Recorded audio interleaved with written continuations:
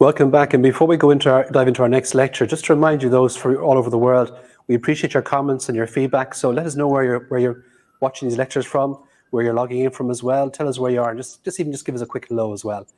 Now, you might recall this morning, our very first lecturer, Jan Kozecki, referred to in passing the fact that as part of the Quest expedition, the Daily Mail had run a competition to find a Boy Scout to go with Shackleton. And we have the perfect person to give the lecture here in the form of Alan Noake from Kent Scouts. You might recall we saw a short video clip from Alan there this afternoon in relation to the Request expedition. So Alan's going to talk to us about these scouts who went with Shackleton South on the Quest. Alan, welcome.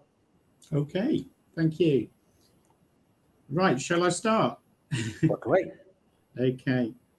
So I'm going to read to you from Into the Frozen South, the book by Scout Marr. Imagine how my heart leapt when the news was told.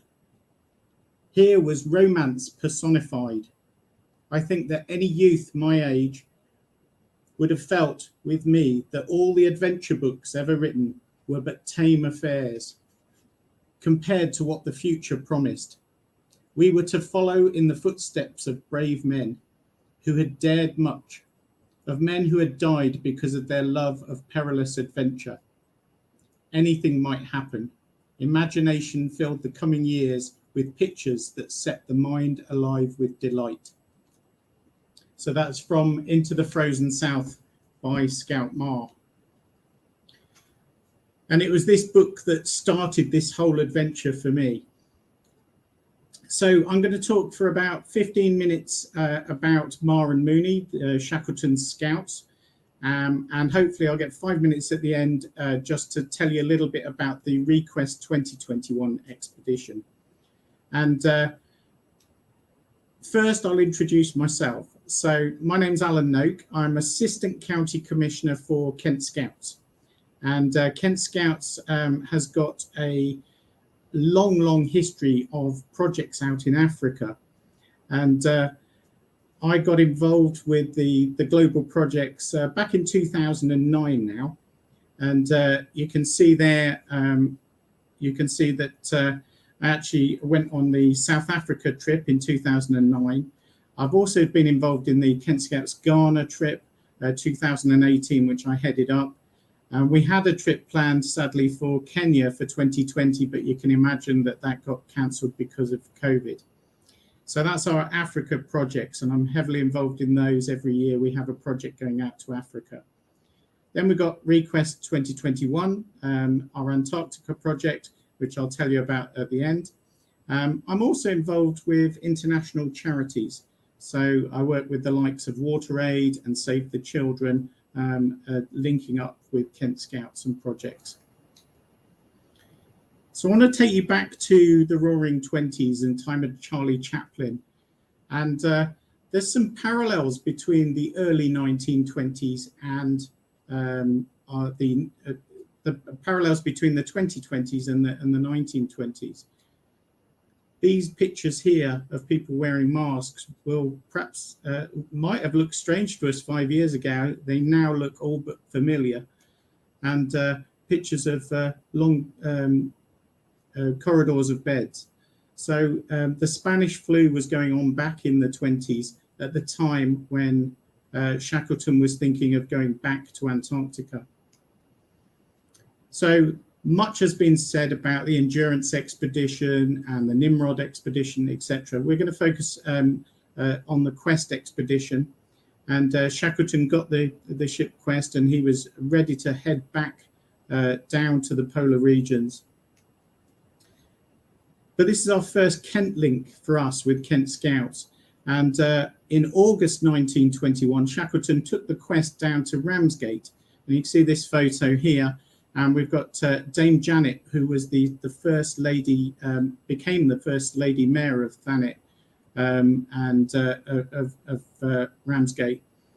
And also in the picture is Gerald Lycett, who went on the initial part of the Quest expedition. Now, there's another link with Ramsgate for us, and that's this picture here, which is by A.P. Aycock. And it's a painting in the Ramsgate Maritime Museum and it shows the quest at Ramsgate, August 1921, before it set off. So here's our two scouts. On the left, you can see James William Slessor Marr, and on the right, Norman Erland Mooney. Now, Mooney was from the Orkney Islands, lived at in Kirkwall, up in the Orkney Islands, and James Marr was from Aberdeen. And I did a little jaunt up to Scotland when researching my book about the two scouts. And this is a photo I took of Aberdeen Grammar School, looking very like Hogwarts on the eerie night that I took this photo. And then you can see here, this is, I managed to find the scout hut. This is where Marr and his brothers would have attended scouts. So still the same hut, still stands today. And it's the first City of Aberdeen scout group. And there were 3 scout groups, I believe, linked to Aberdeen Grammar School. But this is the one that Marr attended.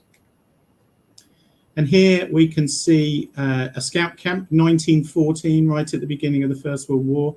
And right in the middle there, you can see James Marr. And this is at Alford, which is about 25 miles west of Aberdeen.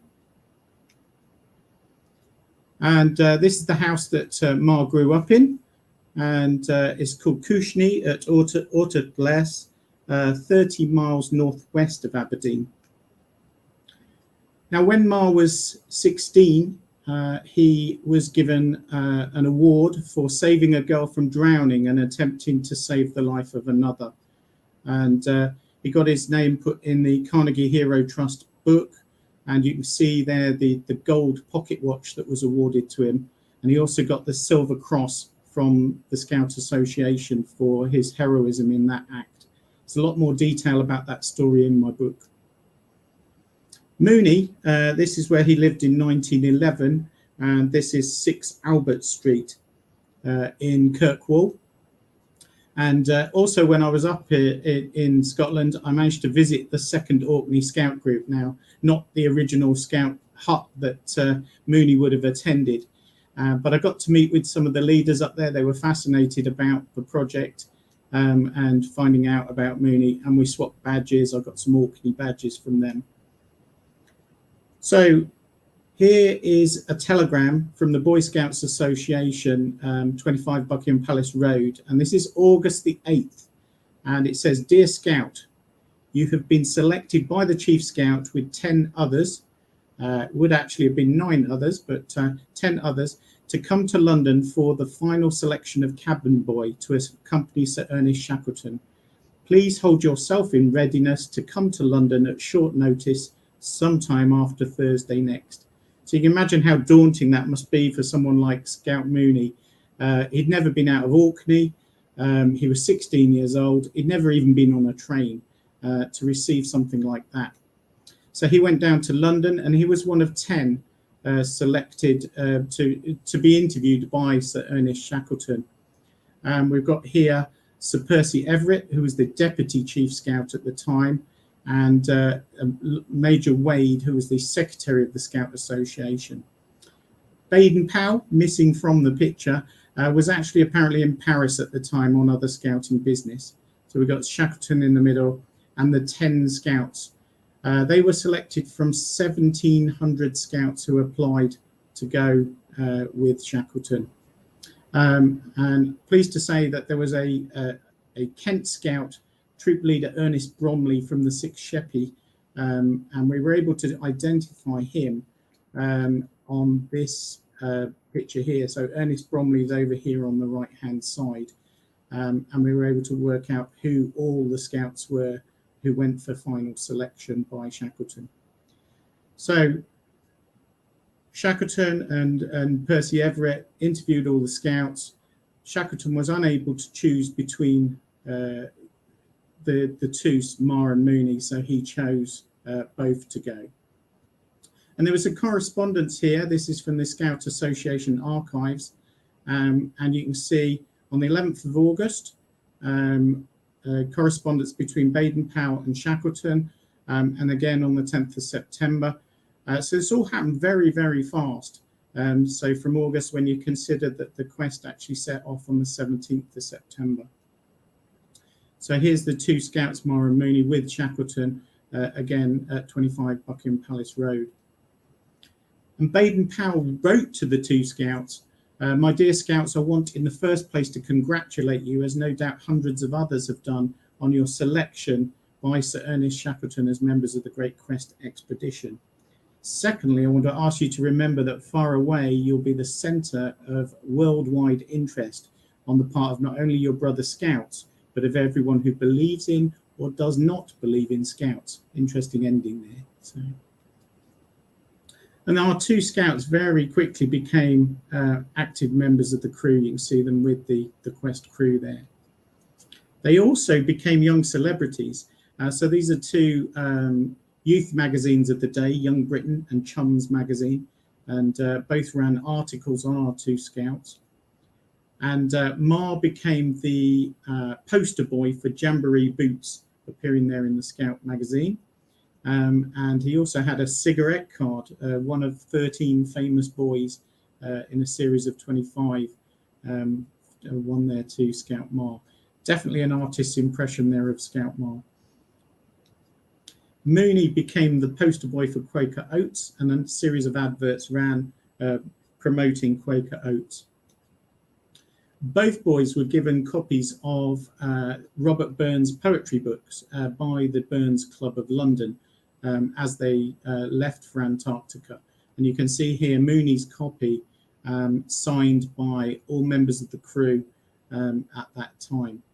Now, on our modern project, we spoke to the Burns Club of London, and I'm really pleased that Jim Henderson, the lifetime president of the Burns Club of London, came along and he gave each member of our project a copy of the Burns poetry book inscribed from the Burns Club of London. So each of us have got a copy of Burns's poetry, just like they did 100 years ago. Here's Ma on board the Quest with the two ship's pets. We've got Query the Wolfhound and Questy the Cat on his shoulder, a famous image of Scout Ma. Now, sadly, Mooney had to leave the expedition after a month. When they got to Madeira, he had suffered from quite extreme seasickness, and because he was under 18, Shackleton made the very difficult decision to send him back. This is a telegram to his parents. It says, "Regret necessary action solely in the boy's interest. He was always willing." So it must have been a big, big blow to Mooney after being selected from 1,700 scouts to have to return home. As we know, Shackleton passed away on the Quest expedition on January the 5th. I highly recommend you read Into the Frozen South, in the copy of Into the Frozen South. Ma talks about Shackleton's passing. And here we've got the famous picture by the cairn, and you can see on the right there that Ma's returning very much a man rather than a boy, very much part of the crew. And you can see him here again when they hit the shores of Cooper's Bay in South Georgia. Now, Ma had some scouting duties to do. He'd been given a flag by Baden-Powell, and this is him handing it over to the Penguin Patrol on the island of Tristan da Cunha. And we've got Ma here, very much the young gentleman, shaking hands with John Quiller Rowett on his return from Antarctica. So what happened to our two scouts after the Quest expedition? Well, very briefly, Mooney, he was a surveyor in Nigeria, worked out in Nigeria. This is a photo when you can see him there at the back when he's on one of his trips back from Nigeria, and with the family there in a family group up at Kirkwall. Now, sadly, he died aged 40 in a surveying accident in Jos in the centre of Nigeria. And he is mentioned on the family tombstone, but it does actually say that he was interred out in Nigeria. Ma went on to finish his studies at Aberdeen University, And when he got back, he was inspiring lots of scouts about his exploits. And he then went on to become a polar explorer in his own right. In 1925, he went up to Spitsbergen. He was on the Banzer expedition, and you can see here him working on Antarctic krill samples. So by now he's an experienced marine biologist. Now, during the Second World War, Marr led Operation Tabarin, which was a secret wartime expedition. And Operation Tabarin went on to become the Falkland Island Dependency Survey, and that then morphed into the British Antarctic Survey that we know today. Marr was also one of very few men to get the bronze and silver polar medals. And he was also worked in the Royal Navy Scientific Service. And Marr's book was his lifetime's work on Antarctic krill, and that was published in 1962. It's a huge volume. And sadly, Marr passed age 62 at the Chest Hospital in Milford in Surrey in 1965. So there's loads and loads I could tell you about Marr and Mooney, but I want to tell you about our modern project.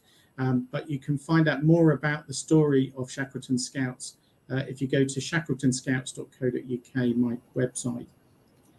So let me tell you quickly about our 2021 project. So we've got 10 ambassadors, 8 from Kent and quite rightly 2 from Scotland, sailing on a tour ship to Antarctica. And we're going 100 years after the original Shackleton-Noake Quest expedition. And our aim is to educate thousands of young people about the key lessons of peace, environment and heritage to be learnt from Antarctica. There's the voyage itself, and the 12 of us will meet for the first time in December, and we'll all get together and head off on Boxing Day. And if all goes to plan, we sail on the 30th of December this year on the Bark Europa tour ship to Antarctica. But our project is more than just the voyage. We've also got each of us doing a personal project while we're there, and that ranges from an Antarctic quilt to climate change projects, and we're doing a group project all about Antarctic krill, following in the steps of James Marr. There's our Union flag ceremonies. We want to hold one in Antarctica, and we already held one on the 17th of September in the UK when we reconstructed our 2 Scottish Scouts raising the flag by the Thames at Tower Bridge. We have our Shackleton Scout Zone, so you can find out all about this. It's taking place along the route of the original expedition, and we held it all down the coast, down to Plymouth. We held it. It's also gone on to the Lisbon Scouts, Madeira Scouts, and so on. We've just had the Scouts of Cape Verde perform it in Portuguese. So that's working its way. And on the 5th of January, the date of Shackleton's passing, the aim is for that Scout Zone to be held by as many Scout groups as we can in the world. We have our plaques to Marr and Mooney, and here you can see photos of the 5th of September when Alexandra Shackleton attended, and we have Mooney's son there, Alec Mooney, who came along to unveil the plaque to his father and James Marr. Our objective 5 is Antarctica in an icebox, and we've got loads of resources, videos that we're sharing with young people to teach them about Antarctica. Objective 6 was when on 17th of September this year, you can see in the photo at the top there's the Quest 1921 going under Tower Bridge at 1 p.m. on the 17th of September, and we sailed under at 1 p.m. on the 17th of September this year. And we had Wayne White, the South Pole manager, Alexandra Shackleton, and Jan Hojecki on board with us as we sailed underneath the bridge. 1,500 volunteer hours spent restoring the ship that we took under. 7, we attended the Plymouth event. 8, is to celebrate and pay respects to the achievements of Sir Ernest Shackleton. We rode, as part of our fundraising, 800 nautical miles. And then we've also got, and that was at the James Caird lifeboat. Obviously, we have the Honourable Alexandra Shackleton as our patron, and then we have Shackleton the penguin, our mascot, and our Shackleton Scouts home. And we're linking up with Scouts on the original expedition route. Finally, number 10, we're building a legacy fund for Scouts to do polar research in the future. Our project is now 114% funded. I'm really pleased to say that our fundraising during COVID has been hard work, but we're now hit our minimum funding target. And all extra money will be spent on outreach to young people about Antarctica. So done lots and lots of fundraising events. A quick plug here at the end for Quest Chronicle. You can follow along there the route of the original Quest expedition, and you can continue to follow the progress of our project on the website. I do a monthly podcast, and then you've got the social media there, ways of finding us online. So that's my presentation. Do we have any questions? That's great. Thanks very much, Alan. A really interesting insight into a lesser aspect of the expedition. We have a couple of questions there. The first one was about the kilt that Mar was wearing in one of the photographs. Did the kilt go to the Antarctic as well with them? Yes, I believe it did, because there are photos of him in the kilt. Fantastic. Yeah. Very good. I see there's a question there on the screen as well from Michelle McKinney. How do they narrow it down from the thousands of applicants? So what I believe happened, Shackleton wasn't involved at that stage. So the Secretary of the Scout Association, Major Wade, and Percy Everett, they reviewed all the applicants and then got it down to 10 that Shackleton actually saw. So it was a bit like a sort of a final selection that Shackleton got to interview the final 10. So, yeah. I think you can see on the screen there a comment from Jonathan Shackleton about Mar. Is that something you're familiar with?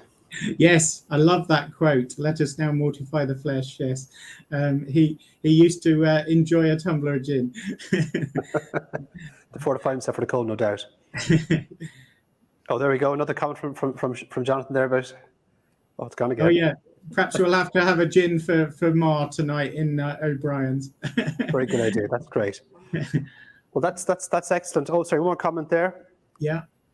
Is there a scout troop in a thigh? There is a scout troop in a thigh. It's been kind of a little bit put to the side because of COVID, but I think they're going to be back in their scout down the next month or so. So certainly we'll make it our business to put them in touch with the Kent Scouts as well and make sure that we have some thigh involvement. It'd be really good to make that link, because there's a lot of scout troops that are finding, slowly getting back after COVID.